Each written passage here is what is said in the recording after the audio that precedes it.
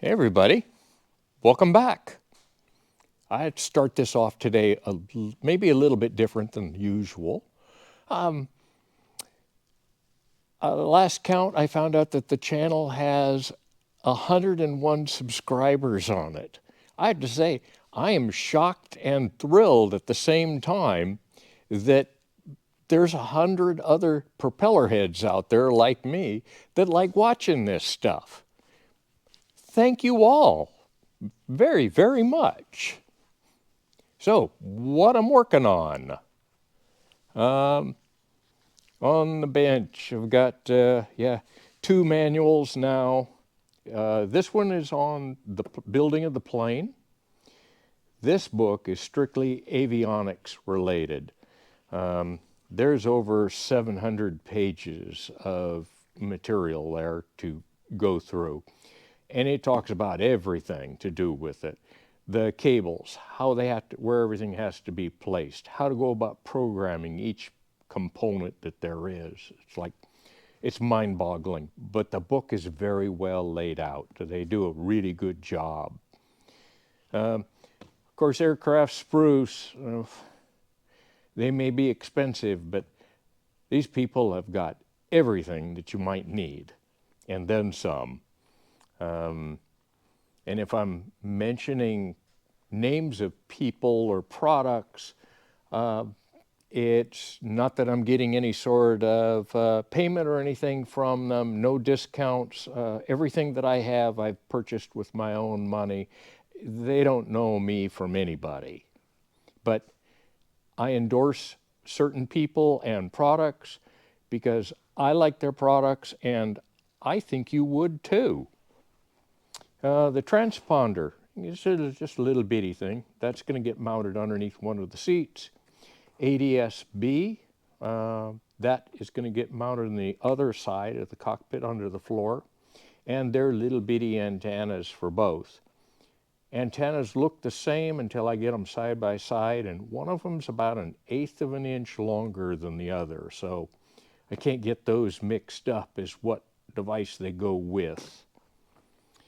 I am in the process of mounting these. These go in the trailing edge of each wing and provide the hinge points for the ailerons and flaps. And what I'm doing that with, and I'll show you out on the plane itself, I'm using this flush cut saw for making a plunge cut. It works pretty good. The only thing that I have with it is that the blade thickness is too narrow for that. So after I made the initial cut with this, I used a grout cutter thinking that that might be wide enough. It wasn't. So I ended up using this and to actually make the slot wide enough. This is a little bit scary to use because it wants to grab and run away. So I got to be really careful with this. It's not really what I wanted to use, but it works. And then I'm finishing it all up with this to take any burrs that might be on the outside off. And then I've used 2 hacksaw blades just held by hand. They provide a pretty nice thickness that way to finish the slots out. On the plane itself here, I've got all the locations where the slots go marked in blue tape so I don't mess that up, because that would be a disaster if I did. You can see what the slots look like, and that is where everything is going to, or how it's going to end up. Kind of like that. Just says to just drill a series of 1/8 inch holes in a line down here, and then to file a slot down. I wanted to do something that was a little bit neater than that and a little bit tighter on all of them. And this is how it's supposed to end up looking. This will get epoxied and riveted through the rib, both sides into both pieces here once I'm done, and I get these set in their proper locations. The tricky part is that when I'm making these plunge cuts with that oscillating saw, I don't want to cut into this at all, which is nice because it lays up against it pretty nice, but I don't want to get it spaced away from the rib too far either, because it'll cause these to either bend out and not fit flush like they're supposed to. So it's a bit of a dance and a little bit nerve-wracking to get that done, but that side is all done. It took me all day to do those, and I'm hoping that this side goes a lot faster because now I kind of know what I'm doing and how I want to go about doing it. You can see there's a small amount of epoxy in here. The flush cutter does a good job of cutting right through that itself at the time. So that has worked out okay. And I think that's pretty much what I'm going to try and get done today. We'll see how that goes. Let's see. As far as tooling, the cutters themselves, I got two different ones. This one is from Makita. This came with the tool when I got it.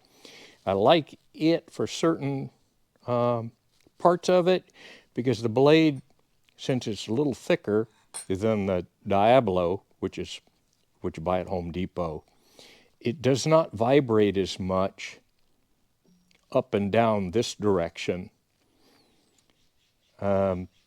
Anytime that I'm using this one, you got to be perfectly aligned with the slot.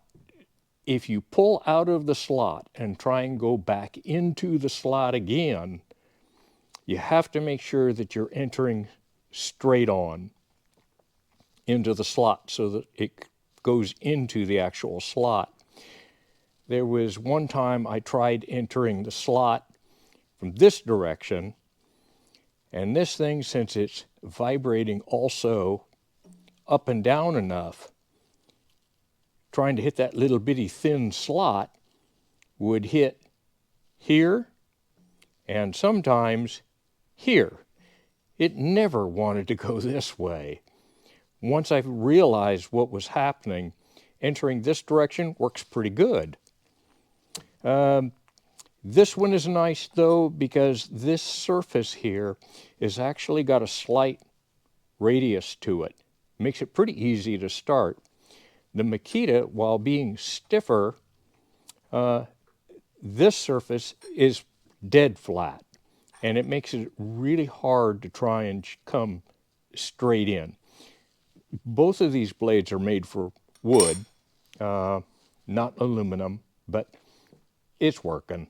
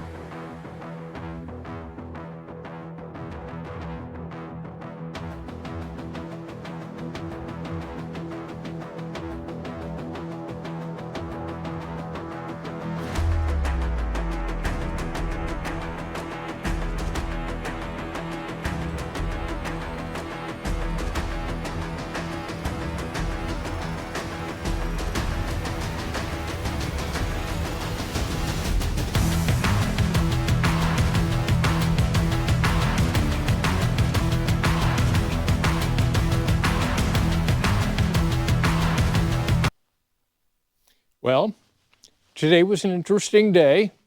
I'm glad those slots are cut. What a pain in the tail that was. My choice of tools for part of it worked and didn't work all at the same time. The oscillating tool worked out real well. Still happy with that. This, not so much. I have more powerful grinders than that, but it was more important to me to have more control over the tool to make sure I got those slots absolutely straight and perfectly in line with the wing ribs than power was. This was a lot easier to try and hang on to, even though it was a grabby son of a gun today. At the very end, I ended up using the grout cutter because it's a little bit thicker to get it, the slots widened out a little bit more, and then ended up having to use this at the end to get it to the proper width. This I had no problems with. This tool worked out very, very well. But luckily, all the slots now are cut, all placed in where they belong. So that little job is finished, and I'm extremely happy that it is. So that's what I have today.